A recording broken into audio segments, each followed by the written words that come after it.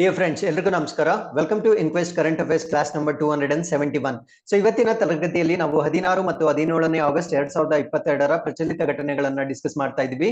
ಈ ಎಲ್ಲ ಪ್ರಚಲಿತ ಘಟನೆಗಳನ್ನ ಇಲ್ಲಿ ಕಾಣ್ತಿರ್ತಕ್ಕಂಥ ಎಲ್ಲ ದಿನಪತ್ರಿಕೆಗಳಿಂದ ಸೋರ್ಸ್ ಮಾಡಿರ್ತವೆ. At the end of the presentation we will have given inquest challenge quiz. ಇದರಲ್ಲಿ first 10 students who give the correct answers will be acknowledged in the next presentation. And articles ಮಧ್ಯದಲ್ಲೂ ಕೂಡ ಒಂದು ಪ್ರಶ್ನೆಯನ್ನ ಕೇಳ್ತೇವೆ, ಅದಕ್ಕೂ ಉತ್ತರವನ್ನ ನೀವು ಕಮೆಂಟ್ ಸೆಕ್ಷನ್ ನಲ್ಲಿ ತಿಳಿಸಬಹುದಾಗಿರುತ್ತೆ. ಈ ಎಲ್ಲಾ ಚಟುವಟಿಕೆಗಳು ನಿಮ್ಮ ಎಲ್ಲ ಸ್ಪರ್ಧಾತ್ಮಕ ಪರೀಕ್ಷೆಗಳಿಗೆ ಉಪಯುಕ್ತವಾಗಿರ್ತವೆ.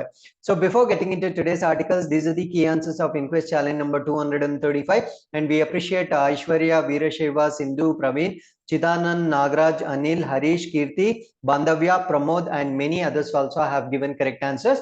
Thank you very much for your participation. So with this, let's get into the first article. So ಇವತ್ತಿನ ಮೊದಲನೇ ಆರ್ಟಿಕಲ್ ಕರ್ನಾಟಕಕ್ಕೆ ಸಂಬಂಧಪಟ್ಟಂತೆ ಒಂದು ಮೊಬೈಲ್ ಅಪ್ಲಿಕೇಶನ್ ಸರ್ಕಾರದ ವತಿಯಿಂದ ಬಿಡುಗಡೆ ಮಾಡಿರ್ತಾರೆ. ಸೊ ಆ ಒಂದು ಅಪ್ಲಿಕೇಶನ್ ಬಗ್ಗೆ ಡಿಸ್ಕಸ್ ಮಾಡೋಣ. ಸೊ ಇದನ್ನ ನಾವೇನಂತ ಕರಿತೀವಿ ಅಂದ್ರೆ ಕರ್ನಾಟಕ ಗಾಂಧಿ ಸಾಕ್ಷಿ ಕಾಯಕ 2.0 ಅಂತ ಕರಿತೇವೆ. ಸೊ ಈ ಒಂದು ಅಪ್ಲಿಕೇಶನ್ ಯಾವ ಇಲಾಖೆಗೆ ಸಂಬಂಧಪಟ್ಟಿದ್ದು ಅಂತ ಪ್ರಶ್ನೆ ಕೇಳಿದ್ರೆ rural development and panchayat Raj, ಗ್ರಾಮೀಣ ಅಭಿವೃದ್ಧಿ ಮತ್ತು ಪಂಚಾಯತ್ ರಾಜ್ಗೆ ಸಂಬಂಧಪಟ್ಟಿರ್ತಕ್ಕಂಥ ಒಂದು ಅಪ್ಲಿಕೇಶನ್ ಆಗಿರುತ್ತೆ. ಸೊ ಈ ಒಂದು ಅಪ್ಲಿಕೇಶನ್ ಅಲ್ಲಿ ಯಾವ ಮಾಹಿತಿ ಇರುತ್ತೆ ಅಂದ್ರೆ 2 lakh ರೂರಲ್ ಇನ್ಫ್ರಾಸ್ಟ್ರಕ್ಚರ್ ವರ್ಕ್ಸ್, ಅಂದ್ರೆ ಗ್ರಾಮೀಣ ಪ್ರದೇಶಗಳಿಗೆ ಸಂಬಂಧಪಟ್ಟಂತೆ ಮೂಲ ಸೌಕರ್ಯಗಳ ಕಾಮಗಾರಿ ಏನಿರುತ್ತೆ ಇದಕ್ಕೆ ಸಂಬಂಧಪಟ್ಟಂತೆ ಮಾಹಿತಿ ಈ ಒಂದು ಅಪ್ಲಿಕೇಶನ್ ಅಲ್ಲಿ ರೆಕಾರ್ಡ್ ಆಗಿರುತ್ತೆ. ಸೊ ಈ ಒಂದು ಅಪ್ಲಿಕೇಶನ್ ನ ಲಾಂಚ್ ಮಾಡ್ಲಿಕ್ಕೆ ಇರ್ತಕ್ಕಂಥ ಪ್ರಮುಖವಾದ ರೀಸನ್ ಏನು ಅಂದ್ರೆ ಈ ಕಾಮಗಾರಿಗಳಿಗೆ ಸಂಬಂಧಪಟ್ಟಂತೆ ಏನು ಇನ್ಫ್ರಾಸ್ಟ್ರಕ್ಚರ್ ವರ್ಕ್ ನಡೀತಾ ಇರುತ್ತೆ ಆ ಒಂದು ಎಕ್ಸ್ಪೆಂಡಿಚರ್ ಏನಿರುತ್ತೆ ಅಂದ್ರೆ ಆ ಒಂದು ಕಾಮಗಾರಿಗೆ ಸಂದಾಯ ಆಗ್ತಕ್ಕಂತ ಹಣ ಏನಿರುತ್ತೆ ಸೊ ಅದರಲ್ಲಿ ಪಾರದರ್ಶಕತೆ ಅಥವಾ ಟ್ರಾನ್ಸ್ಪರೆನ್ಸಿಯನ್ನ ಅಚೀವ್ ಮಾಡ್ಲಿಕ್ಕೆ ಈ ಒಂದು ಅಪ್ಲಿಕೇಶನ್ ಅನ್ನ ಲಾಂಚ್ ಮಾಡಿರ್ತಾರೆ. ಸೊ ಇದನ್ನ ಯಾಕೆ ನಾವು 2.0 ಅಂತ ಕರಿತೀವಿ ಅಂದ್ರೆ ಸೊ ಇದೇ ರೀತಿಯ ಅಪ್ಲಿಕೇಶನ್ ಅನ್ನ 2013ರಲ್ಲೂ ಕೂಡ ಲಾಂಚ್ ಮಾಡಲಾಗಿರುತ್ತೆ. ಸೊ ಇವಾಗ ಇದಕ್ಕೆ ಹೊಸ ಫೀಚರ್ಸ್ ಅನ್ನ ಆಡ್ ಮಾಡಿರ್ತಾರೆ. ಸೊ ಈ ಒಂದು ಫೀಚರ್ಸ್ ಇಂದ ದೇ ಕ್ಯಾನ್ ಚೆಕ್ ಸ್ಕಲ್ಡಜರಿ, ಅಂದ್ರೆ ಈ ಒಂದು ಈ ಕಾಮಗಾರಿಗಳಿಗೆ ಸಂಬಂಧಪಟ್ಟಂತೆ ನಕಲಿ ಕೆಲಸದ ಬಿಲ್ಗಳನ್ನ ಅಪ್ಡೇಟ್ ಮಾಡ್ತಕ್ಕಂಥದ್ದು, ಫೇಕ್ ವರ್ಕ್ ಬಿಲ್ಸ್ ನ, ಅದಾದ್ಮೇಲೆ ಡ್ಯೂಪ್ಲಿಕೇಶನ್ ಆಫ್ ದಿ ಪ್ರಾಜೆಕ್ಟ್, ಅಂದ್ರೆ ಪ್ರಾಜೆಕ್ಟ್ ಆಲ್ರೆಡಿ ಕಂಪ್ಲೀಟ್ ಆಗಿರುತ್ತೆ ಸೊ ಅದನ್ನ ಮತ್ತೆ ನಕಲನ್ನ ಸೃಷ್ಟೀಕರಿಸಿ ಅದರ ಮೇಲೆ ಬಿಲ್ಸ್ ಅನ್ನ ಕ್ಲೈಮ್ ಮಾಡ್ಲಾಗುತ್ತೆ. ಸೊ ಎಲ್ಲಾ ಒಂದು ಫಾಲ್ಸ್ ಕ್ಲೈಮ್ಸ್ ಏನಿರುತ್ತೆ ಅದನ್ನ ಪ್ರಿವೆಂಟ್ ಮಾಡ್ಲಿಕ್ಕೆ ಈ ರೀತಿಯ ಅಪ್ಲಿಕೇಶನ್ ಅನ್ನ ಲಾಂಚ್ ಮಾಡಿರ್ತಾರೆ. ಸೊ ಈ ಅಪ್ಲಿಕೇಶನ್ ಅನ್ನ ನಾವು ವರ್ಕ್ ಮಾನಿಟರಿಂಗ್ ಸಿಸ್ಟಮ್ ಅಂತ ಕರಿತೀವಿ, ಅಂದ್ರೆ ಕಾಮಗಾರಿಗಳ ಮೇಲ್ವಿಚಾರಣೆ ವ್ಯವಸ್ಥೆ ಅಂತ ಕೂಡ ನಾವು ಕರಿಬಹುದಾಗಿರುತ್ತೆ. ಸೊ ಯಾವುದೇ ಒಂದು ಕಾಮಗಾರಿ ಆಗಿರ್ಲಿ, ಫಾರ್ ಎಕ್ಸಾಂಪಲ್ ಯಾವುದೋ ಒಂದು ಒಳಚರಂಡಿ ವ್ಯವಸ್ಥೆ ನಿರ್ಮಾಣ ಆಗಿರ್ಲಿ, ಸೊ ಅದಕ್ಕೆ ಸಂಬಂಧಪಟ್ಟಂತೆ so details of the works are recorded before they commence, ಅಂದ್ರೆ ಯಾವುದೇ ಒಂದು ಕಾಮಗಾರಿ ಪ್ರಾರಂಭವಾಗುವುದಕ್ಕಿಂತ ಮುಂಚೆ ಅದರಲ್ಲಿ ದಾಖಲಾತಿಗಳು ರೆಕಾರ್ಡ್ ಆಗ್ಬೇಕಾಗಿರುತ್ತೆ. ಅದಾದ್ಮೇಲೆ ಡ್ಯೂರಿಂಗ್ ದೇರ್ ಎಕ್ಸಿಕ್ಯೂಷನ್, ಅಂದ್ರೆ ಅದನ್ನ ಅನುಷ್ಠಾನದ ಸಮಯದಲ್ಲೂ ಕೂಡ ಅದರ ದಾಖಲಾತಿಗಳು ಅಪ್ಡೇಟ್ ಆಗ್ಬೇಕಾಗಿರುತ್ತೆ. ಅದಾದ್ಮೇಲೆ ಆಫ್ಟರ್ ದೇರ್ ಕಂಪ್ಲೀಷನ್, ಪೂರ್ಣಗೊಂಡ ನಂತರ ಕೂಡ ವಿವರಗಳನ್ನ ದಾಖಲಾತಿ ಮಾಡ್ಬೇಕಾಗಿರುತ್ತೆ. ಸೊ ಎಲ್ಲಾ ಸ್ಟೇಜಸ್ ಅಲ್ಲೂ ಮಾನಿಟರ್ ಮಾಡುವುದರಿಂದ ಅದರಲ್ಲಿ ಫಾಲ್ಸ್ ಬಿಲ್ಸ್ ನ ಕ್ಲೈಮ್ ಮಾಡ್ತಕ್ಕಂಥ ಒಂದು ಅವಕಾಶವನ್ನ ಇನ್ನು ಮುಂದೆ ಈ ಅಪ್ಲಿಕೇಶನ್ ಮುಖಾಂತರ ತಡೆಗಟ್ಟಲಾಗುತ್ತೆ. ಸೊ ಈ ಎಲ್ಲಾ ಫೀಚರ್ಸ್ ಏನಿತ್ತು ಮುಂಚೆ ಇದ್ದಂತಹ ಅಪ್ಲಿಕೇಶನ್ ಅಲ್ಲಿ ಮಿಸ್ ಆಗಿರುತ್ತೆ.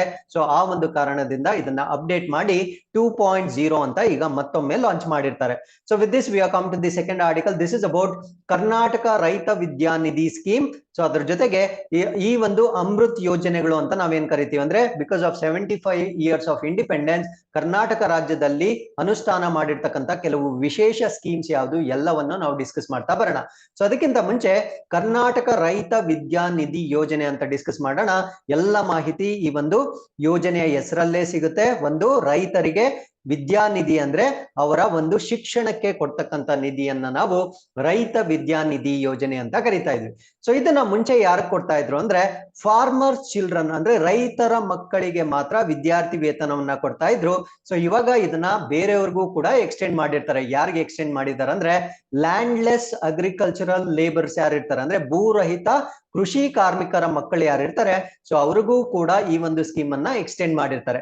ಸೊ ಈ ಒಂದು ಸ್ಕೀಮ್ ನ ಪ್ರಕಾರ ಅವರು ಫಂಡ್ ಮಾಡ್ತಕ್ಕಂಥದ್ದು ಯಾವ ಒಂದು ಪರ್ಪಸ್ ಅಂದ್ರೆ ಹೈಯರ್ ಎಜುಕೇಶನ್, ಉನ್ನತ ಶಿಕ್ಷಣಕ್ಕಾಗಿ ಕೊಡ್ತಕ್ಕಂಥ ಒಂದು ಸ್ಕಾಲರ್ಶಿಪ್ ಆಗಿರುತ್ತೆ. ಸೊ 2000ದಿಂದ 11,000 ರೂಪಾಯಿಗಳವರೆಗೂ ಅವ್ರಿಗೆ ಸ್ಕಾಲರ್ಶಿಪ್ ಅನ್ನ ಕೊಡ್ಲಾಗುತ್ತೆ. ಸೊ ಅದೇ ರೀತಿ ಕರ್ನಾಟಕ ರಾಜ್ಯದಲ್ಲಿ ಅಮೃತ್ ಸ್ಕೀಮ್ಸ್ ಅಂತ ಕರಿತೀವಿ, ಅಂದ್ರೆ ಸ್ವತಂತ್ರ ದಿನದ 75ನೇ ವರ್ಷದ ಕೆಲವೊಂದು ಸ್ಕೀಮ್ಸ್ ಅಂತ ಕರಿತೇವೆ. ಆ ಸ್ಕೀಮ್ಸ್ ಯಾವ್ದ್ಯಾವ್ದು ಅಂತ ನಾವು ನೋಡೋದಾದ್ರೆ ಮೊದಲನೇದನ್ನ ನಾವು ಅಮೃತ್ ಶಾಲಾ ಯೋಜನೆ ಅಂತ ಕರಿತೇವೆ. ಸೊ ಈ ಅಮೃತ್ ಶಾಲಾ ಯೋಜನೆ ಅಂದ್ರೆ ಕರ್ನಾಟಕದಲ್ಲಿರ್ತಕ್ಕಂಥ ಕೆಲವೊಂದು ಸರ್ಕಾರಿ ಶಾಲೆಗಳು. ಸೊ ಎಷ್ಟು ಗೌರ್ಮೆಂಟ್ ಸ್ಕೂಲ್ಸ್ ನ ಇಲ್ಲಿ ಸೆಲೆಕ್ಟ್ ಮಾಡ್ಕೊಂಡಿರ್ತಾರೆ ಅಂದ್ರೆ 750 ಗೌರ್ಮೆಂಟ್ ಸ್ಕೂಲ್ಸ್ ಅನ್ನ ಸೆಲೆಕ್ಟ್ ಮಾಡ್ಕೊಂಡಿರ್ತಾರೆ. ಯಾಕಂದ್ರೆ ಸೊ ಅಮೃತ್ ಅಂದ್ರೆ ಆಜಾದಿ ಕಾ ಅಮೃತ್ ಮಹೋತ್ಸವ ಅಂದ್ರೆ 75 ವರ್ಷಗಳು. ಸೊ ಅದರಿಂದ 750 ಸರ್ಕಾರಿ ಶಾಲೆಗಳಿಗೆ ಅದನ್ನ ಅಪ್ಗ್ರೇಡ್ ಮಾಡೋದಿಕ್ಕೆ ಪ್ರತಿ ಶಾಲೆಗೆ 10 ಲಕ್ಷ ರೂಪಾಯಿಗಳನ್ನ ಬಿಡುಗಡೆ ಮಾಡಿರ್ತಾರೆ. ಸೊ ಈ ಒಂದು ಯೋಜನೆಯನ್ನ ನಾವು ಅಮೃತ ಶಾಲಾ ಯೋಜನೆ ಅಂತ ಕರಿತೇವೆ. ಸೊ ಇನ್ನೊಂದು ಯೋಜನೆಯನ್ನ ನಾವು Amrit skill development training scheme. So ಇದನ್ನ ಪ್ರಶ್ನೆ ಕೇಳಿದ್ರೆ ಅಮೃತ್ ಕೌಶಲ್ಯಾಭಿವೃದ್ಧಿ ತರಬೇತಿ ಯಾವ ಪಂಗಡಕ್ಕೆ ಸೇರಿದ್ದು ಅಂತ ನಮ್ಗೆ ಪ್ರಶ್ನೆ ಕೇಳಿದ್ರೆ SC ಮತ್ತೆ ST ಯೂತ್ ಏನಿರ್ತಾರೆ ಅಂದ್ರೆ ಸ್ಕೆಡ್ಯೂಲ್ ಕಾಸ್ಟ್ ಮತ್ತು ಸ್ಕೆಡ್ಯೂಲ್ ಟ್ರೈಬ್ ಗೆ ಸಂಬಂಧಪಟ್ಟಿರ್ತಕ್ಕಂಥ ಯುವಕರು ಏನಿರ್ತಾರೆ ಸೊ ಅವ್ರಿಗೆ ಕೌಶಲ್ಯ ಅಭಿವೃದ್ಧಿ ಅಥವಾ ಈ ಒಂದು ಸ್ಕಿಲ್ ಡೆವಲಪ್ಮೆಂಟ್ ಟ್ರೈನಿಂಗ್ ನ ಕೊಡ್ತಕ್ಕಂಥ ಒಂದು ಯೋಜನೆಯನ್ನ ನಾವು ಅಮೃತ ಕೌಶಲ್ಯ ಅಭಿವೃದ್ಧಿ ತರಬೇತಿ ಅಂತ ಕರಿತೇವೆ. ಸೊ ಮೂರನೇ ಸ್ಕೀಮ್ ಅನ್ನ ನಾವು ಅಮೃತ್ ಗ್ರಾಮ ಪಂಚಾಯತ್ ಪ್ರೋಗ್ರಾಮ್ ಅಂತ ಕರಿತೀವಿ. ಸೊ ಇಲ್ಲೂ ಕೂಡ 750 ಗ್ರಾಮ ಪಂಚಾಯತಿಗಳನ್ನ ಇಲ್ಲಿ ಆಯ್ಕೆ ಮಾಡಿಕೊಂಡು ಬೇಸಿಕ್ ಅಮ್ಯುನಿಟೀಸ್ ಅಂದ್ರೆ ಅಲ್ಲಿಗೆ ಬೇಕಾಗಿರ್ತಕ್ಕಂಥ ಮೂಲ ಸೌಕರ್ಯಗಳನ್ನ ಒದಗಿಸ್ತಕ್ಕಂಥ ಕೆಲಸವನ್ನ ಅಮೃತ ಗ್ರಾಮ ಪಂಚಾಯತ್ ಕಾರ್ಯಕ್ರಮ ಅಂತ ಕರಿತೇವೆ. So with this we have come to the third article. This is about Amar Sulya rebellion revolt against British in 1837. So 1837ರಲ್ಲಿ ಬ್ರಿಟಿಷರ ವಿರುದ್ಧ ನಡೆದಿರ್ತಕ್ಕಂಥ ದಂಗೆ. ಸೊ ಇದನ್ನ ನಾವು ಅಮರ ಸೂಳ್ಯ ದಂಗೆ ಅಂತ ಕರಿತೀವಿ. ಸೊ ಈ ಒಂದು ದಂಗೆ ಬಗ್ಗೆ ನಾವ್ ಯಾಕೆ ಇವಾಗ ಡಿಸ್ಕಸ್ ಮಾಡ್ತಾ ಇದೀವಿ ಅಂದ್ರೆ ಜಸ್ಟ್ ಬಿಕಾಸ್ ಆಫ್ ಆಜಾದಿ ಕಾ ಅಮೃತ್ ಮಹೋತ್ಸವ್. ಸೊ ಕರ್ನಾಟಕದಲ್ಲಿ ನಡೆದಿರ್ತಕ್ಕಂಥ ಕೆಲವೊಂದು ದಂಗೆಗಳ ಬಗ್ಗೆ ಮಾಹಿತಿ ಪತ್ರಿಕೆಯಲ್ಲಿ ಬಂದಿರುತ್ತೆ. ಸೊ ಅದು ಪರೀಕ್ಷೆಯಲ್ಲಿ ಬರ್ತಕ್ಕಂಥ ಸಾಧ್ಯತೆ ಇರುತ್ತೆ. ಅದರಿಂದ ಇನ್ಫೇಮಸ್ ರೆಬೆಲಿಯನ್ಸ್ ಏನಿರುತ್ತೆ ಸೊ ಅದನ್ನು ಕೂಡ ನಾವು ಡಿಸ್ಕಸ್ ಮಾಡ್ತಾ ಬರ್ತೀವಿ. ಸೊ ಈ ಒಂದು ದಂಗೆ ನಡೀತಕ್ಕಂಥದ್ದು ಯಾವ ಭಾಗದಲ್ಲಿ ಅಂದ್ರೆ ಕೋಸ್ಟಲ್ ಕರ್ನಾಟಕ ಅಂದ್ರೆ ಕರ್ನಾಟಕದ ಕರಾವಳಿ ಪ್ರದೇಶದಲ್ಲಿ ನಡೆದಿರ್ತಕ್ಕಂಥ ಒಂದು ದಂಗೆ ಆಗಿರುತ್ತೆ. ಈ ದಂಗೆ ನಡೆದಂತಹ ವರ್ಷ ಯಾವುದು ಅಂದ್ರೆ 1837 ಅಲ್ಲಿ ಈ ದಂಗೆ ನಡೆಯುತ್ತೆ. 2 decades before the first war of independence ಅಂದ್ರೆ ಭಾರತ ದೇಶದ ಮೊದಲ ಸ್ವತಂತ್ರ ಸಂಗ್ರಾಮ ಅಂತ ನಾವೇನ್ ಕರಿತೀವಿ. ಸೊ ಇದಕ್ಕೆ ಮುಂಚೆ 2 ದಶಕಗಳ ಮುಂಚೆ ನಡೆದಿರ್ತಕ್ಕಂಥ ಒಂದು ರೆಬೆಲಿಯನ್ ಇದಾಗಿರುತ್ತೆ. ಸೊ ಈ ರೆಬೆಲಿಯನ್ ನಾವು ಸೂಲಿಯಾ ರೆಬೆಲಿಯನ್ ಅಂತ ನಾವ್ ಯಾಕೆ ಕರಿತೀವಿ ಅಂದ್ರೆ ಸೊ ಆ ಒಂದು ಕಾಲದಲ್ಲಿ ಕೆನರಾ ಡಿಸ್ಟ್ರಿಕ್ಟ್ ಅಂತ ಇತ್ತು. ಅದನ್ನ ನಾವು ಕೆನರಾ ಜಿಲ್ಲೆ ಅಂತ ಕರಿತಾ ಇದ್ವಿ. ಇವಾಗ ಕೆನರಾ ಜಿಲ್ಲೆ ಅಂತಕ್ಕಂಥದ್ದು ಇಲ್ಲ. ಸೊ ಆ ಒಂದು ಸಮಯದಲ್ಲಿ ಅಂದ್ರೆ 1837 ಸಮಯದಲ್ಲಿ ಕೆನರಾ ಡಿಸ್ಟ್ರಿಕ್ಟ್ ಅಂತ ಇತ್ತು. ಆ ಕೆನರಾ ಡಿಸ್ಟ್ರಿಕ್ಟ್ ಅಲ್ಲಿ 2 ರೀಜನ್ಸ್ ಇದ್ವು. ಒಂದನ್ನ ಸುಳ್ಯ, ಇನ್ನೊಂದನ್ನ ಪುತ್ತೂರ್ ಅಂತ ಕರಿತೀವಿ. ಸೊ ಈ ಒಂದು ಸುಳ್ಯ ಮತ್ತೆ ಪುತ್ತೂರ್ ಅಂತಕ್ಕಂಥ ಒಂದು ಪ್ರದೇಶದಲ್ಲಿ ಅಲ್ಲಿರ್ತಕ್ಕಂಥ ರೈತರು ಏನ್ ಮಾಡ್ತಾರೆ ಅಂದ್ರೆ 13 ದಿನಗಳ ಕಾಲ ಅಂದ್ರೆ 13 ಡೇಸ್ ವರೆಗೂ ಆ ಒಂದು ಪ್ರದೇಶದ ಅಡ್ಮಿನಿಸ್ಟ್ರೇಷನ್ ಅಥವಾ ಆಡಳಿತ ಅಂತ ನಾವೇನ್ ಕರಿತೀವಿ ಸೊ ಅದನ್ನ ಬ್ರಿಟಿಷರಿಂದ ನೇರವಾಗಿ ತಮ್ಮ ನಿಯಂತ್ರಣಕ್ಕೆ ತೆಗೆದುಕೊಳ್ತಾರೆ. ಸೊ ಈ ಒಂದು ಚೇಂಜ್ ಆಗ್ಲಿಕ್ಕೆ ಕಾರಣ ಏನು ಅಂದ್ರೆ ಆಡಳಿತವನ್ನ ಅವ್ರಿಗೆ ಕೈಗೆ ತೆಗೆದುಕೊಂಡಿದ್ದಾರೆ ಅಂದ್ರೆ ಅದಕ್ಕೊಂದು ರೀಸನ್ ಇರಬೇಕು. ಆ ರೀಸನ್ ಏನು ಅಂದ್ರೆ because of the changes in the land revenue rules ಅಂದ್ರೆ ಆ ಒಂದು ಪ್ರದೇಶದ ಭೂ ಕಂದಾಯದ ನಿಯಮ ಏನಿರುತ್ತೆ ಆ ಒಂದು ನಿಯಮಗಳಲ್ಲಿ ಕೆಲವೊಂದು ಬದಲಾವಣೆಗಳನ್ನ ಮಾಡ್ತಾರೆ.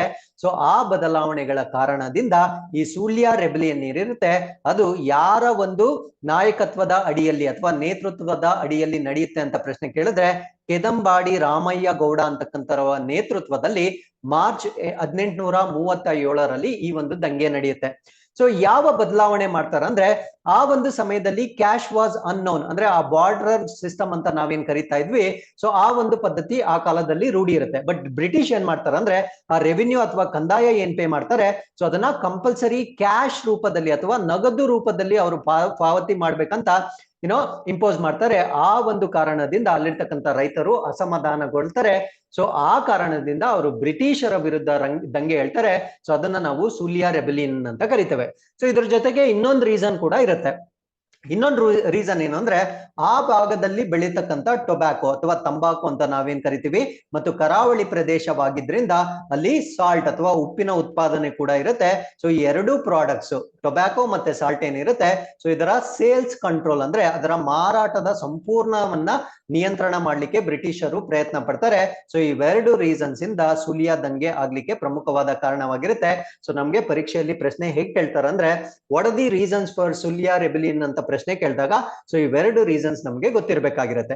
ಸೊ ಇವೆರಡು ಬದಲಾವಣೆಗಳು ಬ್ರಿಟಿಷರು ಮಾಡಿದಾಗ ಅಲ್ಲಿರ್ತಕ್ಕಂಥ ಆ ನೇತೃತ್ವದಲ್ಲಿ ಯಾರ ನೇತೃತ್ವದಲ್ಲಿ ನಾನು ಅಂತ ಆಲ್ರೆಡಿ ಹೇಳಿದ್ದೇನೆ ಆ ಗೌಡರ್ ಏನ್ ಮಾಡ್ತಾರಂದ್ರೆ ಅಲ್ಲಿರ್ತಕ್ಕಂಥ ರೈತರನ್ನೆಲ್ಲ ಸಂಘಟನೆ ಮಾಡಿ ಅವರ ಮನೆಯಲ್ಲಿ ಅವ್ರಿಗೆ ಟ್ರೈನಿಂಗ್ ಕೊಡ್ತಾರೆ.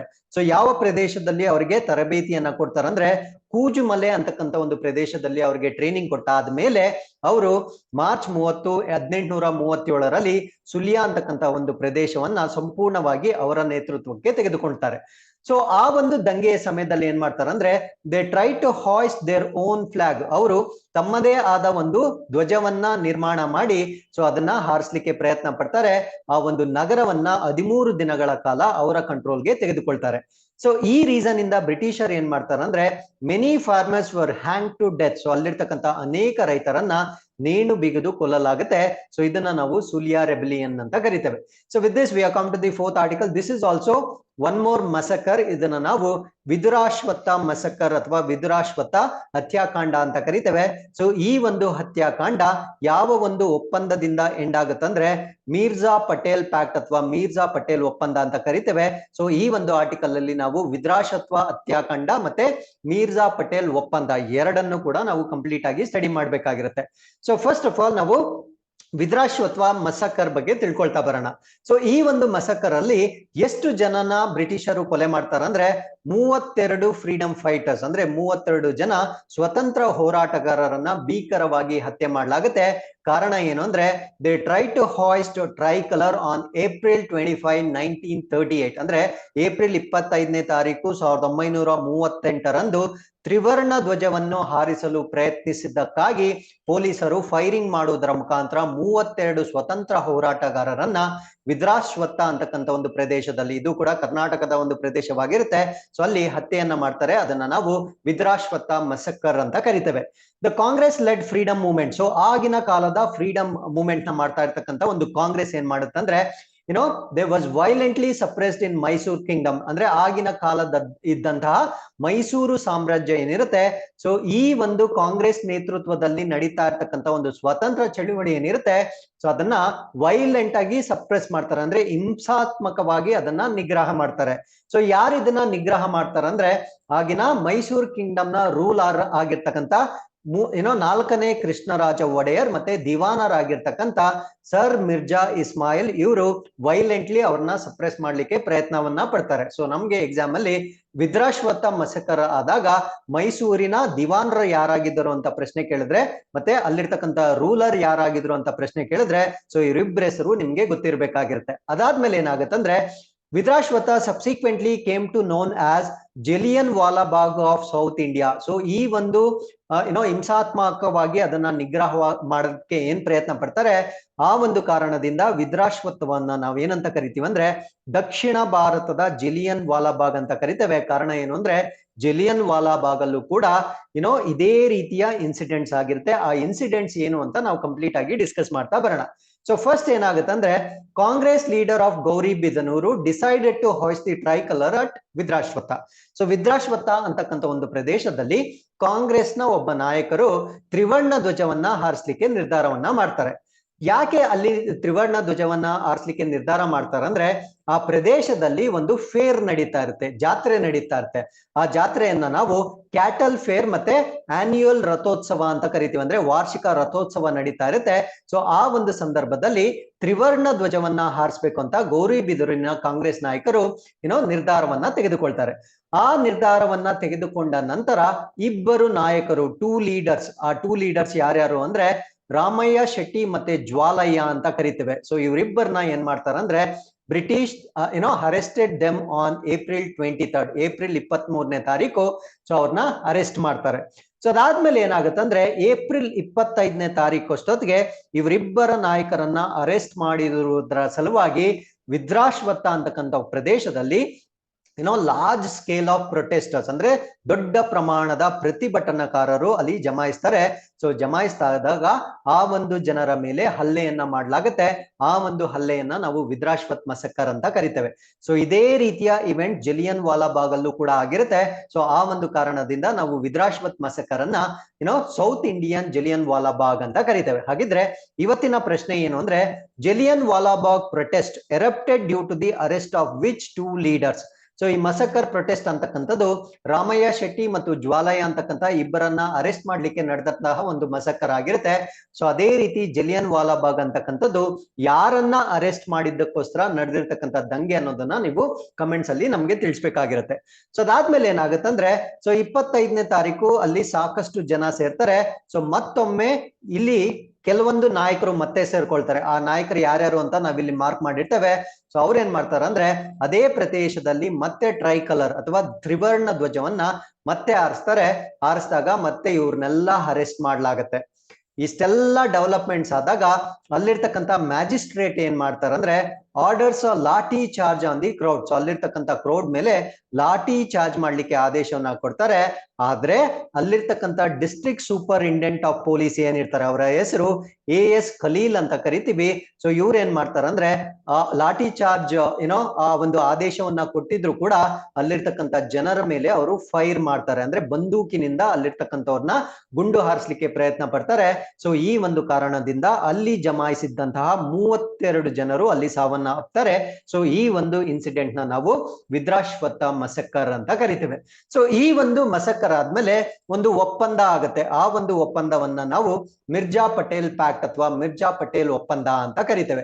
ಸೊ ಈ ಒಂದು ಒಪ್ಪಂದ ಆಗ್ಲಿಕ್ಕೆ ಕಾರಣಕರ್ತರು ಯಾರು ಅಂದ್ರೆ ಮಹಾತ್ಮ ಗಾಂಧಿ ಈ ಒಂದು ಒಪ್ಪಂದದ ಕಾರಣಕರ್ತರಾಗಿರ್ತಾರೆ. ಸೊ ಈ ಒಂದು ಮಸಕ್ಕರ್ ನಡೆದ ನಂತರ ಆ ಪ್ರದೇಶಕ್ಕೆ ಇಬ್ಬರನ್ನ ಕಳಿಸ್ತಾರೆ. ಆ ಇಬ್ರು ಯಾರ್ಯಾರು ಅಂದ್ರೆ ಸರ್ದಾರ್ ವಲ್ಲಭಭಾಯ್ ಪಟೇಲ್ ಮತ್ತೆ ಆಚಾರ್ಯ ಕೃಪಲಾನಿ ಅವರನ್ನ ಸೊ ಮೈಸೂರು ಪ್ರಾಂತ್ಯಕ್ಕೆ ಕಳಿಸ್ತಾರೆ. ಸೊ ಅವರು ಬಂದ ನಂತರ ಈ ಒಂದು ಮಿರ್ಜಾ ಪಟೇಲ್ ಪ್ಯಾಕ್ಟ್ ಅಥವಾ ಒಪ್ಪಂದ ಅಂತಕ್ಕಂಥದ್ದು ಆಗತ್ತೆ. ಸೊ ಈ ಒಂದು ಒಪ್ಪಂದದ ಪ್ರಕಾರ ಅಲ್ಲಿರ್ತಕ್ಕಂಥ ಭಾಗದ ಜನರಿಗೆ ಯಾವ ಫ್ರೀಡಮ್ ಕೊಡ್ತಾರ ಅಂದ್ರೆ Mysuru government accepted the demand to hoist tricolour across the state along with Mysore flag. So ಅವರು ಯಾವ ಒಂದು ತ್ರಿವರ್ಣ ಧ್ವಜವನ್ನ ಹಾರಿಸ್ಲಿಕ್ಕೆ ಪ್ರಯತ್ನ ಪಟ್ಟು ಅರೆಸ್ಟ್ ಆಗ್ತಾರೆ ಮತ್ತೆ ಕೊಲ್ಲಲ್ಪಡ್ತಾರೆ. ಆ ಒಂದು ತ್ರಿವರ್ಣ ಧ್ವಜವನ್ನ ಹಾರಿಸ್ಲಿಕ್ಕೆ ಒಪ್ಪಿಗೆಯನ್ನ ಕೊಡ್ತಾರೆ. ಬಟ್ ಆ ತ್ರಿವರ್ಣ ಧ್ವಜವನ್ನ ಮೈಸೂರು ಧ್ವಜದೊಂದಿಗೆ ಹಾರಿಸ್ಲಿಕ್ಕೆ ಒಂದು ಒಪ್ಪಿಗೆಯನ್ನ ಕೊಡ್ತಾರೆ. ಅದಾದ್ಮೇಲೆ recognised Congress as political party. So ಆ ಒಂದು ಕಾಂಗ್ರೆಸ್ ಏನ್ ಪ್ರತಿಭಟನೆ ಮಾಡಿರುತ್ತೆ ಸೊ ಅದನ್ನ ರಾಜಕೀಯ ಪಕ್ಷವಾಗಿ ಮಿರ್ಜಾ ಪಟೇಲ್ ಒಪ್ಪಂದದಿಂದ ಅಂಗೀಕಾರ ಮಾಡಲಾಗುತ್ತೆ. ಅದಾದ್ಮೇಲೆ ಏನಾಗುತ್ತೆ ಅಂದ್ರೆ second convention of Mysore Congress was held in Vidurashwatha in 1939. So ಈ ಒಂದು ಪಕ್ಷವನ್ನ ಪೊಲಿಟಿಕಲ್ ಪಾರ್ಟಿ ಅಂತ ಅಕ್ಸೆಪ್ಟ್ ಮಾಡಿದ ನಂತರ 1939ರಲ್ಲಿ ವಿದ್ರಾಶ್ವತದಲ್ಲಿ ಮೈಸೂರು ಕಾಂಗ್ರೆಸ್ನ 2ನೇ ಸಮಾವೇಶವನ್ನ ಮಾಡಲಾಗುತ್ತೆ.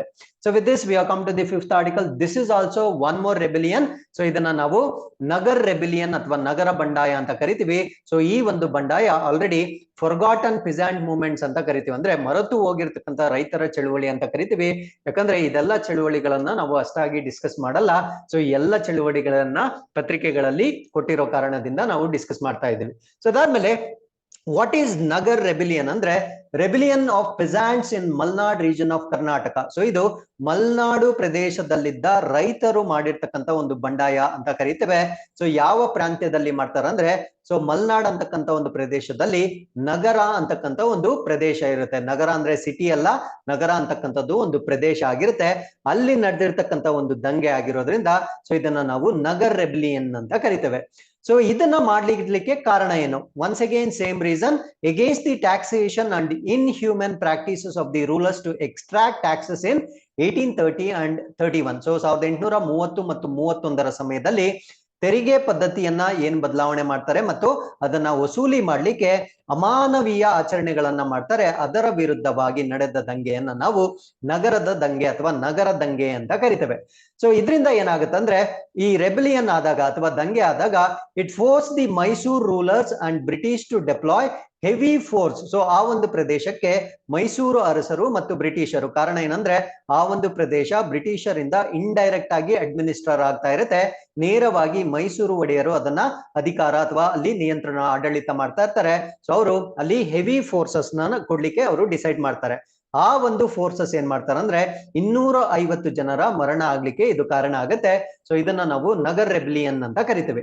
ನಗರ್ ಅಂತಕ್ಕಂಥದ್ದು ನವ್ ಇನ್ ಶಿವಮೊಗ್ಗ ಡಿಸ್ಟ್ರಿಕ್ಟ್. ಸೊ ಇದು ಶಿವಮೊಗ್ಗ ಜಿಲ್ಲೆಯಲ್ಲಿರ್ತಕ್ಕಂಥ ಒಂದು ಪ್ರದೇಶವಾಗಿರುತ್ತೆ. ಸೊ ಇದನ್ನ ನಾವು ನಗರ ಅಂತ ಕರಿತೇವೆ.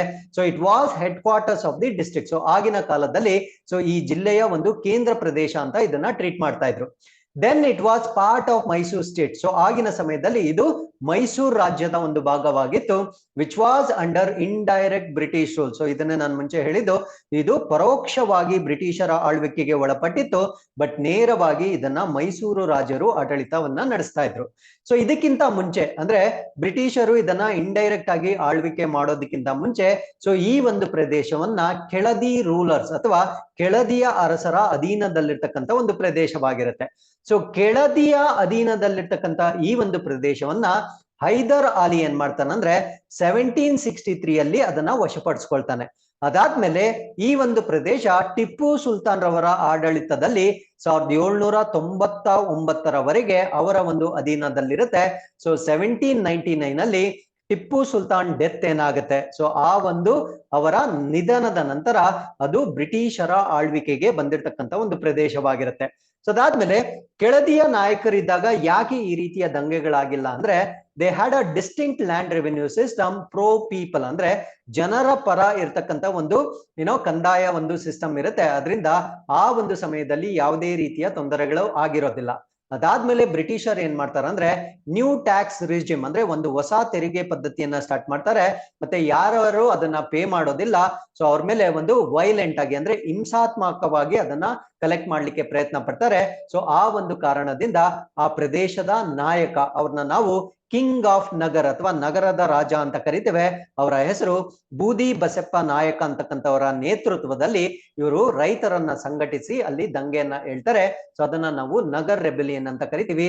ಸೊ ಈ ಒಂದು ದಂಗೆಯ ಕಾರಣದಿಂದ army of 200 people he attack the fort of Anandapur. So ಆ ಒಂದು ಪ್ರದೇಶದಲ್ಲಿ ಆನಂದಪುರದ ಕೋಟೆ ಅಂತ ನಾವೇನ್ ಕರಿತೀವಿ, ಸೊ 200 ಜನರನ್ನ ಅವರು ಸಂಘಟನೆ ಮಾಡಿ ಅದ್ರ ಮೇಲೆ ಅಟ್ಯಾಕ್ ಮಾಡ್ತಾರೆ. ಸೊ ಈ ಒಂದು ಪ್ರದೇಶ ಈಗ ಸಾಗರ್ ತಾಲೂಕ್ ಅಂದ್ರೆ ಶಿವಮೊಗ್ಗದ ಸಾಗರ್ ತಾಲೂಕಿನಲ್ಲಿ ಇರ್ತಕ್ಕಂಥ ಒಂದು ಪ್ರದೇಶವಾಗಿರುತ್ತೆ. ಸೊ ಅವರು ಅಟ್ಯಾಕ್ ಮಾಡಿದ್ದು ಸಮಯ ಯಾವುದು ಅಂದ್ರೆ ಆಗಸ್ಟ್ 1830 ಅಲ್ಲಿ ಅವರು ಅಟ್ಯಾಕ್ ಮಾಡ್ತಾರೆ.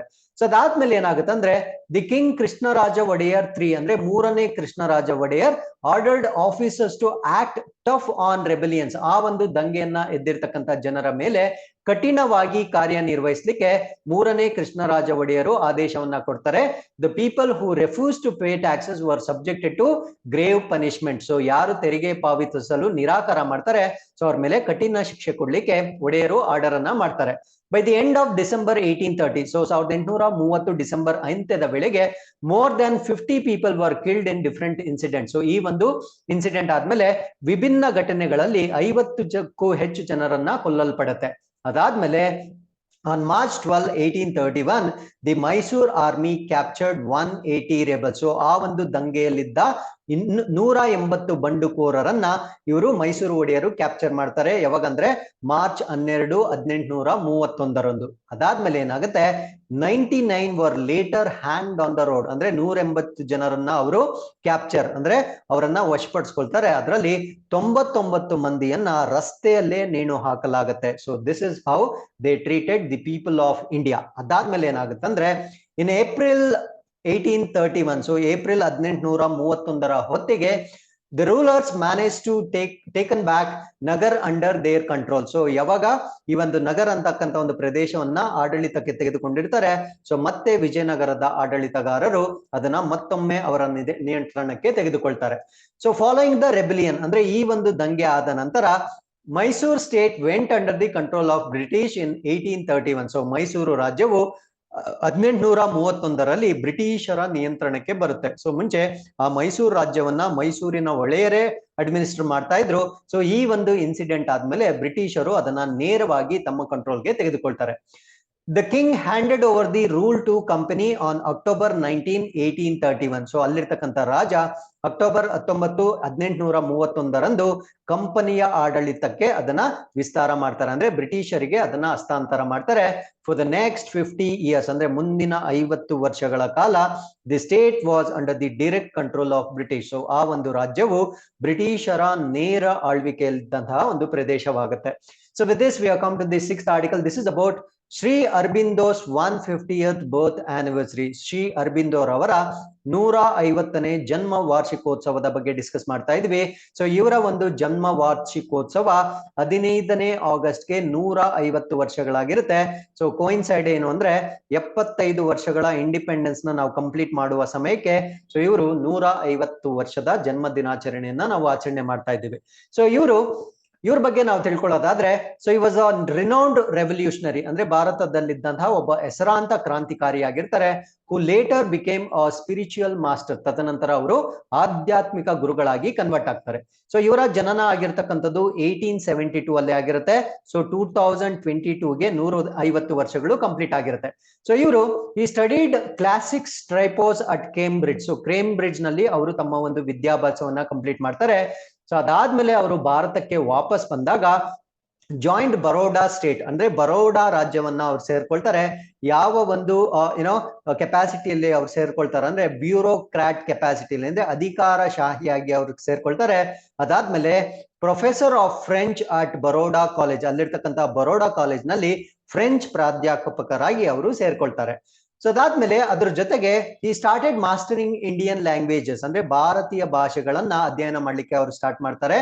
ಅದಾದ್ಮೇಲೆ ಫಿಲಾಸಫಿ ಅಂಡ್ ಸ್ಕ್ರಿಪ್ಚರ್ಸ್, ತತ್ವಶಾಸ್ತ್ರ ಮತ್ತು ಧರ್ಮ ಗ್ರಂಥಗಳನ್ನ ಮಾಸ್ಟರ್ ಮಾಡ್ಲಿಕ್ಕೆ ಅವರು ಸ್ಟಾರ್ಟ್ ಮಾಡ್ತಾರೆ. ಇದ್ರ ಜೊತೆಗೆ ಈ ಪಬ್ಲಿಷ್ಡ್ ಆರ್ಟಿಕಲ್ಸ್, ಅಂದ್ರೆ ಕೆಲವೊಂದು ಆರ್ಟಿಕಲ್ಸ್ ನ ಕೂಡ ಅವರು ಪಬ್ಲಿಷ್ ಮಾಡ್ತಾರೆ. ಸೊ ಆ ಒಂದು ಆರ್ಟಿಕಲ್ಸ್ ನ ನಾವೇನಂತ ಕರಿತೀವಿ ಅಂದ್ರೆ ಬಾಂಬೆ ಬೇಸ್ಡ್ ಜರ್ನಲ್ ಹಿಂದೂ ಪ್ರಕಾಶ್ ಅಂತ ಕರಿತೀವಿ. ಅಂದ್ರೆ ಬಾಂಬೆ ಬೇಸ್ಡ್ ಒಂದು ಜರ್ನಲ್, ಅದನ್ನ ನಾವು ಹಿಂದೂ ಪ್ರಕಾಶ್ ಅಂತ ಕರಿತೀವಿ, ಹಿಂದೂ ಪ್ರಕಾಶ್ ಅಂತ ಕರಿತೀವಿ. ಸೊ ಈ ಒಂದು ಹಿಂದೂ ಪ್ರಕಾಶ್ ಅಲ್ಲಿ ಅವರು ಪ್ರಮುಖವಾಗಿ ಯಾವ ರೀತಿಯ ಆರ್ಟಿಕಲ್ಸ್ ನ ಬರೀತಾರೆ ಅಂದ್ರೆ ಅಟ್ಯಾಕಿಂಗ್ ದಿ ಎಕ್ಸ್ಟ್ರಾಕ್ಟಿವ್ ಬ್ರಿಟಿಷ್, ಬ್ರಿಟಿಷರ ಮೇಲೆ ಅಟ್ಯಾಕ್ ಮಾಡ್ತಕ್ಕಂಥ ಆರ್ಟಿಕಲ್ಸ್, ಮತ್ತೆ ಇಂಡೋಲೆಂಟ್ ಕಾಂಗ್ರೆಸ್ ಮ್ಯಾನ್, ಇಂಡೋಲೆಂಟ್ ಅಂದ್ರೆ ನಿರಾಸಕ್ತಿ ಇರ್ತಕ್ಕಂಥ ಕಾಂಗ್ರೆಸ್ಸಿಗರ ಮೇಲೆ ಅವರು ಆರ್ಟಿಕಲ್ಸ್ ನ ಬರೀಲಿಕ್ಕೆ ಸ್ಟಾರ್ಟ್ ಮಾಡ್ತಾರೆ. ಸೊ ಈ ಎಲ್ಲ ಕಾರಣಗಳಿಂದ ಅವ್ರನ್ನ ನಾವೇನಂತ ಕರಿತೀವಿ ಅಂದ್ರೆ the prophet of Indian nationalism ಅಂತ ಕರಿತೀವಿ. ಅಂದ್ರೆ ಭಾರತೀಯ ರಾಷ್ಟ್ರೀಯತೆಯ ಪ್ರವಾದಿ ಅಂತ ಇವರಿಗೆ ಒಂದು ಬಿರುದು ಕೊಟ್ಟಿರ್ತಾರೆ. ಅದಾದ್ಮೇಲೆ ಏನಾಗುತ್ತೆ ಅಂದ್ರೆ after partition of Bengal in 1905, so 1905ರಲ್ಲಿ ಬಂಗಾಳದ ವಿಭಜನೆ ಆದ ನಂತರ it provoked Aurobindo to leave his job in Baroda and plunge into national movements. ಅದಾದ್ಮೇಲೆ ಬರೋಡಾದಲ್ಲಿ ಅವ್ರು ಮಾಡ್ತಾ ಇರ್ತಕ್ಕಂಥ ವೃತ್ತಿಯನ್ನ ತೊರೆದು ರಾಷ್ಟ್ರೀಯವಾದಿ ಚಳುವಳಿಯಲ್ಲಿ ಧುಮುಕ್ಲಿಕ್ಕೆ ಮಾಡುತ್ತೆ. ಯಾವ ಒಂದು ಇನ್ಸಿಡೆಂಟ್ ಅಂದ್ರೆ ಪಾರ್ಟಿಷನ್ ಆಫ್ ಬೆಂಗಾಲ್. ಸೊ ಈ ಸ್ಟಾರ್ಟೆಡ್ ದಿ ಪೇಟ್ರಿಯಾಟಿಕ್ ಜರ್ನಲ್ ಬಂದೇ ಮಾತರಂ. ಸೊ ಒಂದು ದೇಶ ಭಕ್ತಿಯ ಒಂದು ಜರ್ನಲ್ ನ ಕೂಡ ಸ್ಟಾರ್ಟ್ ಮಾಡ್ತಾರೆ. ಸೊ ಅದನ್ನ ನಾವು ಬಂದೇ ಮಾತರಂ ಅಂತ ಕರಿತೀವಿ. To propagate radical methods and revolutionary tactics, ಅಂದ್ರೆ ಅಮೂಲಾಗ್ರ ವಿಧಾನಗಳು ಮತ್ತು ಕ್ರಾಂತಿಕಾರಿ ತಂತ್ರಗಳನ್ನ ಪ್ರಚಾರ ಮಾಡ್ಲಿಕ್ಕೆ ಒಂದು ಜರ್ನಲ್ ಅನ್ನ ಕೂಡ ಸ್ಟಾರ್ಟ್ ಮಾಡ್ತಾರೆ. So he was arrested thrice by British. So 3 ಬಾರಿ ಬ್ರಿಟಿಷರು ಅವರನ್ನ ಬಂಧಿಸ್ತಾರೆ. ಸೊ ಅದಾದ್ಮೇಲೆ in 1943 he was nominated. So 2 ಸತಿ ಅವರು ನಾಮನಿರ್ದೇಶನಗೊಳ್ತಾರೆ. ಯಾವ್ದಕ್ಕೆ? ನೊಬೆಲ್ ಪ್ರಶಸ್ತಿಗೆ. 1943 ನೊಬೆಲ್ ಪ್ರೈಸ್ ಫಾರ್ ಲಿಟರೇಚರ್, ಸಾಹಿತ್ಯಕ್ಕಾಗಿ ನೊಬೆಲ್ ಪ್ರಶಸ್ತಿ. 1950 ನೊಬೆಲ್ ಪೀಸ್ ಪ್ರೈಸ್, ಅಂದ್ರೆ ನೊಬೆಲ್ ಶಾಂತಿ ಪ್ರಶಸ್ತಿ. ಸೊ ಇವೆರಡಕ್ಕೂ ನಾಮಿನೇಟ್ ಮಾಡ್ತಾರೆ, ಬಟ್ ಅವರಿಗೆ ಪ್ರಶಸ್ತಿ ಸಿಗೋದಿಲ್ಲ. ಸೊ ಇವ್ರನ್ನ ನಾವೇನಂತ ಕರಿತೀವಿ ಅಂದ್ರೆ the first original thinkers, the spiritual guide to humanity are the ವಿಶ್ವಗುರು ಅಂತ ಕರಿತೀವಿ. ಅಂದ್ರೆ ಮಾನವೀಯತೆಗಾಗಿ ಆಧ್ಯಾತ್ಮಿಕ ಮಾರ್ಗದರ್ಶಿ ಅಥವಾ ವಿಶ್ವಗುರು ಅಂತಹ ಮೂಲ ಚಿಂತಕರಲ್ಲಿ ಇವರು ಮೊಟ್ಟ ಮೊದಲನೇದವರು ಆಗಿರ್ತಾರೆ. ಸೊ ಇಷ್ಟು ಮಾಹಿತಿ ನಮ್ಗೆ ಅರಬಿಂದೋ ಬಗ್ಗೆ ಗೊತ್ತಿರಬೇಕಾಗಿರುತ್ತೆ. So with this we have come to the 7th article. This is about India gifts Dornier aircraft to Sri Lanka. ಭಾರತವು ಶ್ರೀಲಂಕಾ ರಾಷ್ಟ್ರಕ್ಕೆ ಡಾರ್ನಿಯರ್ ವಿಮಾನವನ್ನ ಉಡುಗೊರೆಯಾಗಿ ನೀಡಿರುತ್ತೆ. ಸೊ ಇದ್ರ ಬಗ್ಗೆ ನಾವು ಕಂಪ್ಲೀಟ್ ಆಗಿ ಡಿಸ್ಕಸ್ ಮಾಡ್ತಾ ಬರೋಣ.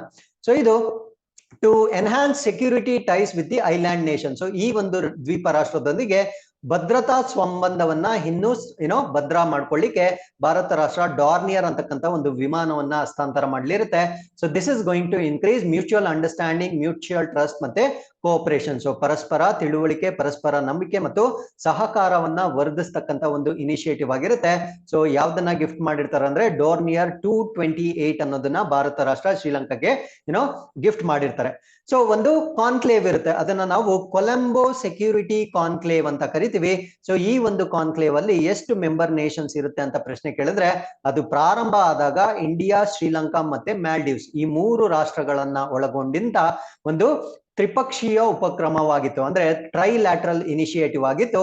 ತದನಂತರ ಇನ್ನೂ ಒಂದು ರಾಷ್ಟ್ರವನ್ನ ಸೇರಿಸ್ಕೊಳ್ತಾರೆ. ಸೊ ಮರಿಷಿಯಸ್ ನ ಕೂಡ ಈ ಒಂದು ಗ್ರೂಪ್ಗೆ ಸೇರ್ಕೊಳ್ತಾರೆ. So with this we are come to the 8th article. This is about London home of Dadabhai Naoroji received blue plaque honour. So London ನಲ್ಲಿ ಇರ್ತಕ್ಕಂಥ ದಾದಾಬಾಯಿ ನವರೋಜಿ ಅವರ ಮನೆ ಏನಿದೆ, ಸೊ ಈ ಒಂದು ಮನೆಗೆ ಬ್ಲೂ ಫ್ಲೇಕ್ ಅಂತಕ್ಕಂಥ ಒಂದು ಗೌರವವನ್ನ ಕೊಟ್ಟಿರ್ತಾರೆ. ಸೊ ಇದ್ರ ಬಗ್ಗೆ ನಾವು ಡಿಸ್ಕಸ್ ಮಾಡ್ತಾ ಬರೋಣ. South London home of Dadabhai Naoroji ಅಂದ್ರೆ ದಾದಾಬಾಯಿ ನವರೋಜಿ ಅವರ ದಕ್ಷಿಣದ ಲಂಡನ್ ನಲ್ಲಿರ್ತಕ್ಕಂಥ ಮನೆಗೆ ಇವಾಗ ಬ್ಲೂ ಪ್ಲೇಕ್ ಅಂತಕ್ಕಂಥ ಬ್ಲೂ ಫಲಕ ಅಂತಕ್ಕಂಥ ಒಂದು ಗೌರವವನ್ನ ನೀಡಿರ್ತಾರೆ. ಸೊ ದಾದಾಬಾಯಿ ನವರೋಜಿ ಆ ಒಂದು ಮನೆಯ ಮೇಲೆ ಒಂದು ಲೈನ್ ಅನ್ನ ಮೆನ್ಷನ್ ಮಾಡಿರ್ತಾರೆ. ಆ ಲೈನ್ ಏನು ಅಂದ್ರೆ, Dadabhai Naoroji 1825 to 1917 Indian nationalist and MP lived here. So Dadabhai Naoroji 1825ರಿಂದ 1917, ಸೊ ಇವರು ಭಾರತೀಯ ರಾಷ್ಟ್ರವಾದಿ ಮತ್ತು ಸಂಸದರು, ಇಲ್ಲಿ ವಾಸವಿದ್ದರು ಅಂತಕ್ಕಂಥ ಒಂದು ಫಲಕವನ್ನ ಆ ಒಂದು ಮನೆಯ ಮೇಲೆ ಇನ್ಮೇಲೆ ಹಾಕಲಾಗಿರುತ್ತೆ. So he was born in Mumbai and he was known as grand old man of India. So ಅವರು ಮುಂಬೈನಲ್ಲಿ ಜನಿಸ್ತಾರೆ. ಸೊ ಇವರಿಗೆ ಒಂದು ಬಿರುದು ಇರುತ್ತೆ, ಅವ್ರನ್ನ ನಾವು ಭಾರತದ ಗ್ರ್ಯಾಂಡ್ ಓಲ್ಡ್ ಮ್ಯಾನ್ ಅಂತ ಕರಿತೇವೆ. ನಾವು what is blue plaque scheme ಅಂತ ನಾವು ನೋಡೋದಾದ್ರೆ, ಸೊ ಇಂಗ್ಲೆಂಡ್ ಹೆರಿಟೇಜ್ ಚಾರಿಟಿ ಕೊಡ್ತಕ್ಕಂಥ ಒಂದು ಪ್ಲೇಕ್ ಇದಾಗಿರುತ್ತೆ. ಅಂದ್ರೆ ಇಂಗ್ಲೆಂಡ್ ಹೆರಿಟೇಜ್ ಚಾರಿಟಿಯಿಂದ ಕೊಡ್ತಕ್ಕಂಥ ಒಂದು ಪ್ಲೇಕ್ ಆಗಿರುತ್ತೆ. ಸೊ ಇವ್ರು ಏನ್ ಮಾಡ್ತಾರೆ ಅಂದ್ರೆ, ಹಿಸ್ಟಾರಿಕ್ ಸಿಗ್ನಿಫಿಕೆನ್ಸ್ ಅಂದ್ರೆ ಐತಿಹಾಸಿಕವಾಗಿ ಪ್ರಾಮುಖ್ಯತೆ ಇರತಕ್ಕಂಥ ಕಟ್ಟಡಗಳಿಗೆ ಕೊಡ್ತಕ್ಕಂಥ ಒಂದು ಮಾನ್ಯತೆಯನ್ನ ನಾವು ಬ್ಲೂ ಪ್ಲೇಕ್ ಅಂತ ಕರಿತೇವೆ. ಸೊ ಈ ರೀತಿಯ ಬ್ಲೂ ಪ್ಲೇಕ್ ಅನ್ನ ಲಂಡನ್ ನಲ್ಲಿರ್ತಕ್ಕಂಥ ದಾದಾಬಾಯಿ ನವರೋಜಿ ಅವರ ಮನೆಗೆ ಈಗ ಕೊಟ್ಟಿರ್ತಾರೆ. So with this we have come to Inquest one-liners. So Uttarakhand ರಾಜ್ಯವು ರಿಷಬ್ ಪಂಟನ್ನ ಸ್ಟೇಟ್ ಬ್ರ್ಯಾಂಡ್ ಅಂಬಾಸಿಡರ್ ಆಗಿ ಮಾಡ್ಕೊಂಡಿರ್ತಾರೆ. ಅಂದ್ರೆ ಅವರ ಒಂದು ರಾಜ್ಯದ ಪ್ರತಿನಿಧಿಯಾಗಿ ರಿಷಬ್ ಪಂಟ್ ರವರನ್ನ ಆಯ್ಕೆ ಮಾಡ್ಕೊಂಡಿರ್ತಾರೆ. ಸೊ ಅರುಣಾಚಲ್ ಪ್ರದೇಶದಲ್ಲಿ 3ನೇ ಏರ್ಪೋರ್ಟ್ ನ ಸ್ಟಾರ್ಟ್ ಮಾಡ್ತಾ ಇದ್ದಾರೆ. ಆ ಒಂದು ಏರ್ಪೋರ್ಟ್ ನ ನಾವು ಧೋನಿ ಪೋಲೋ ಏರ್ಪೋರ್ಟ್ ಅಂತ ಕರಿತೇವೆ. So space kids India, so ಇವರ ವತಿಯಿಂದ 30 ಕಿಲೋಮೀಟರ್ ಡಿಸ್ಟೆನ್ಸ್ ನ ಒಂದು ಬಾವುಟವನ್ನ ಸ್ಪೇಸ್ ನಲ್ಲಿ ಧ್ವಜಾರೋಹಣ ಮಾಡಿರ್ತಾರೆ. ಅಂದ್ರೆ ಸ್ಪೇಸ್ ಇಂದ 30 ಕಿಲೋಮೀಟರ್ ಮೇಲೆಗೆ ಧ್ವಜಾರೋಹಣವನ್ನ ಮಾಡಿರ್ತಾರೆ. ಅದಾದ್ಮೇಲೆ UK becomes first nation to approve omicron vaccine. So omicron ಲಸಿಕೆಯನ್ನ ಅನುಮೋದನೆ ಮಾಡಿರ್ತಕ್ಕಂಥ ಮೊದಲ ರಾಷ್ಟ್ರ UK ಆಗಿರುತ್ತೆ. ಸೊ ಆ ಒಂದು ವ್ಯಾಕ್ಸಿನ್ ನ ನಾವು ಮಾಡರ್ನಸ್ 2 ಸ್ಟ್ರೈನ್ ಶಾಟ್ ಅಂತ ಕರಿತೇವೆ. ಸೊ ಅದಾದ್ಮೇಲೆ India international seafood show, Bharat ಅಂತಾರಾಷ್ಟ್ರೀಯ ಸಮುದ್ರಾಹಾರ ಪ್ರದರ್ಶನ 2023ರಲ್ಲಿ ಭಾರತ ದೇಶದಲ್ಲಿ ಆಯೋಜನೆಗೊಳ್ಳಲಿದೆ. ಸೊ ಇದನ್ನ ಆಯೋಜನೆ ಮಾಡ್ತಾ ಇರ್ತಕ್ಕಂಥವ್ರು ಯಾರ್ಯಾರು ಅಂತ ನಾವಿಲ್ಲಿ ಕೊಟ್ಟಿರ್ತೇವೆ. You can just go through the information. So Meghalaya to host second edition of north east Olympics in October. So ಮೇಘಾಲಯವು ಅಕ್ಟೋಬರ್ ನಲ್ಲಿ ಈಶಾನ್ಯ ಒಲಿಂಪಿಕ್ಸ್ ನ 2ನೇ ಆವೃತ್ತಿಯನ್ನ ಆಯೋಜಿಸಲಿದೆ.